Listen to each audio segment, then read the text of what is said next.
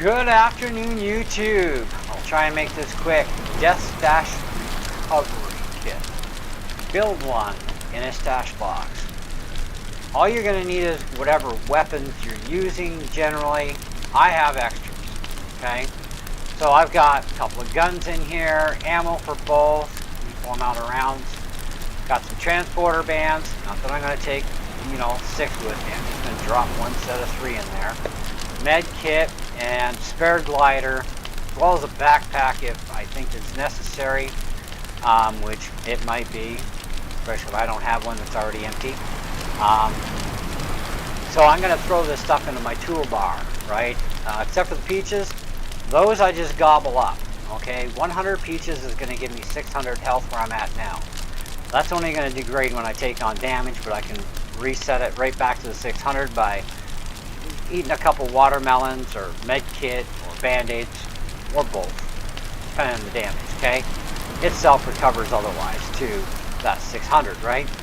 Now, the watermelons are for hunger and thirst. Obviously, you gotta eat and drink, and it's the best fruit for all in one.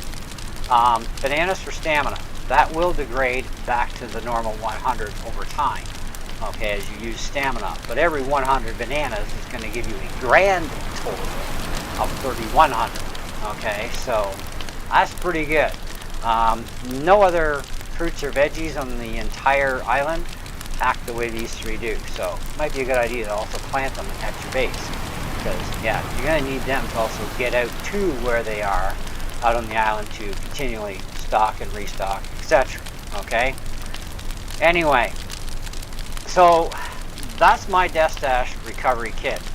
I found out yesterday that I was wrong, so my apologies for what happens when you die video. I thought we lost everything, including what was in our stash boxes, into a Death Stash. Turns out it's only what we have in our inventory that we carry with us all the time. So whatever's in all these bags and whatever's loose, that goes into the Death Stash, okay?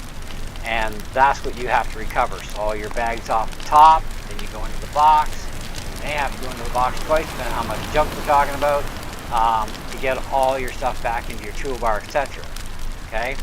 Now, just because you have a recovery kit and you're going to have a lot of that in your toolbar, doesn't mean you don't take back that other stuff. You're going to need it all, right? But just throw it in loose, make sure there's room for that, or cycle it in and out. However you got to do it till that box is emptied out and disappears, so you've got all your stuff, okay?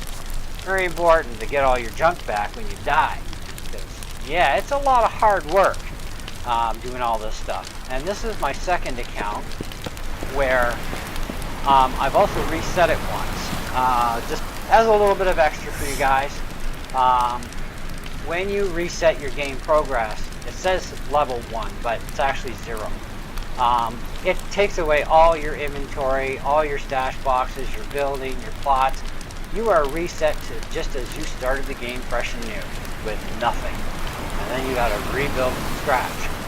And because this account got a little bit out of hand, kind of like my main account did, which I don't mind, but I didn't want to do the same thing here. But I also use this as an experimental account. Either way, it's a good learning account, so I don't mess with my original, just in case something does go wrong. Anyway, so this time around, of course, no magic tricks, nothing.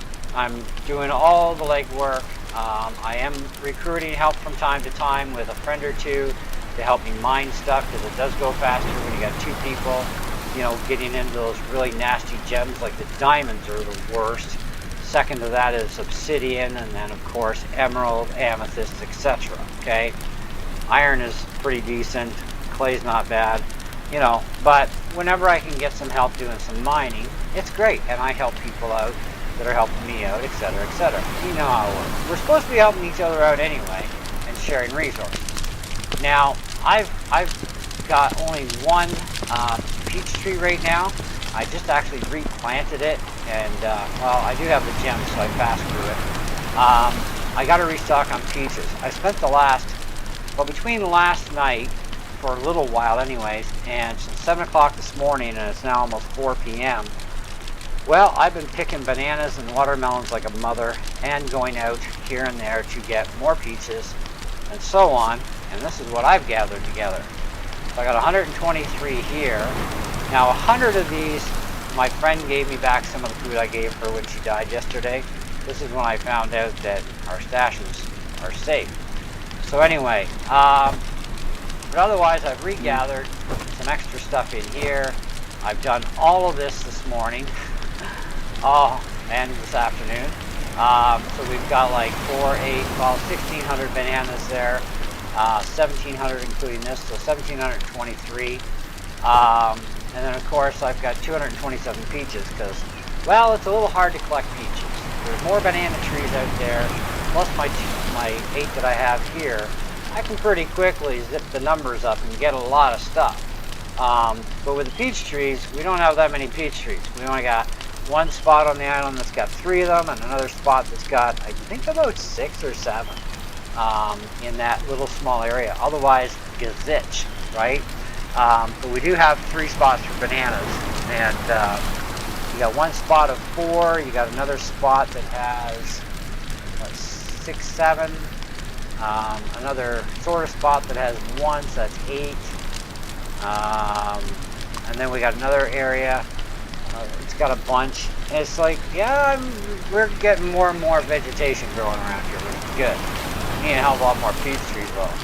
Anyway, so that's kind of what I've been up to. But build yourself a Death Stash recovery kit.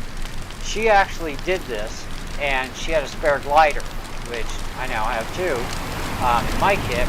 And of course, any spare weaponry you can come up with will help you to get your stash back. It ain't safe outside the barrier.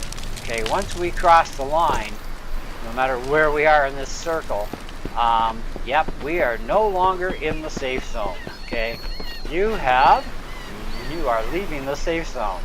Direction I have left. I'm going to go back. I'm scared. I'm a little scared. Okay, now I'm safe. Anyways, so, but everything out here wants to kill us, right?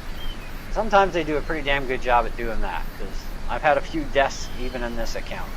And yeah, so I learned from her example and from her now giving me that knowledge of, hey, wait a minute, we don't lose that? Hey, I gotta correct this on video. B, that's freaking awesome, because now I can build a stash kit.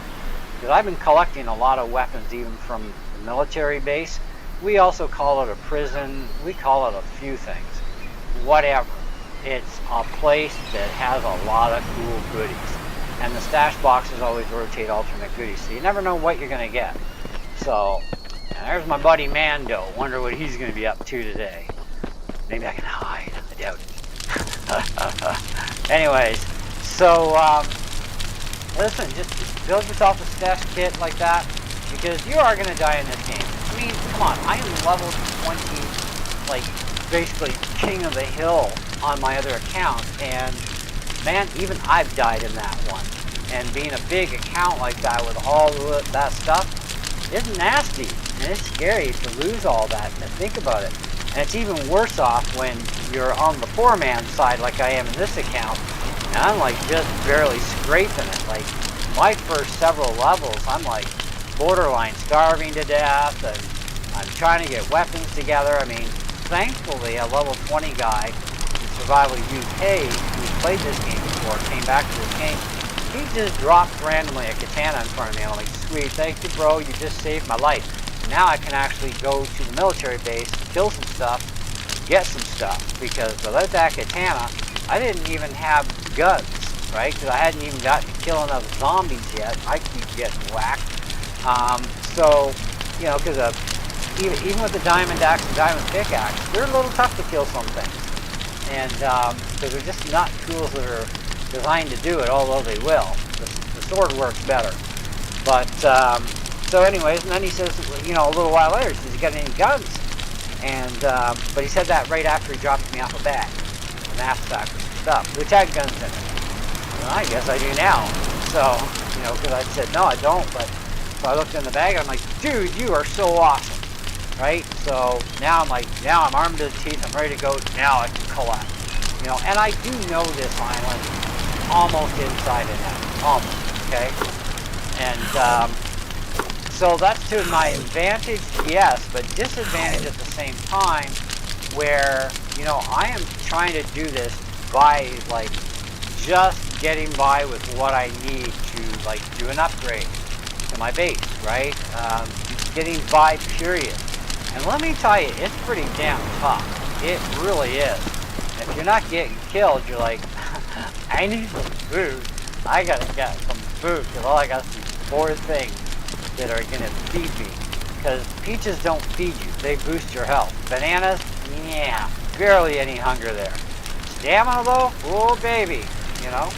Now apples, there's nothing wrong with apples. I mean, they'll feed you to a certain point, but you know, coconuts will give you some thirst relief. But the problem with coconuts and apples is you gotta eat twice as many of those to get to a similar effect of what one freaking watermelon does for you. Like, why?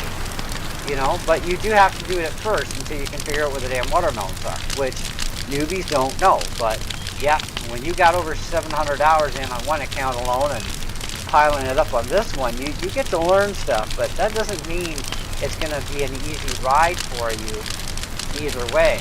Like, I know where it is, but I still got to fight my way tooth and nail to get the stuff. And it's small quantity here, small quantity there. In between all that is all hell breaking loose. Acid spitting skeletons, mecha raptors, friggin' black obsidian raptors, other friggin' zombies.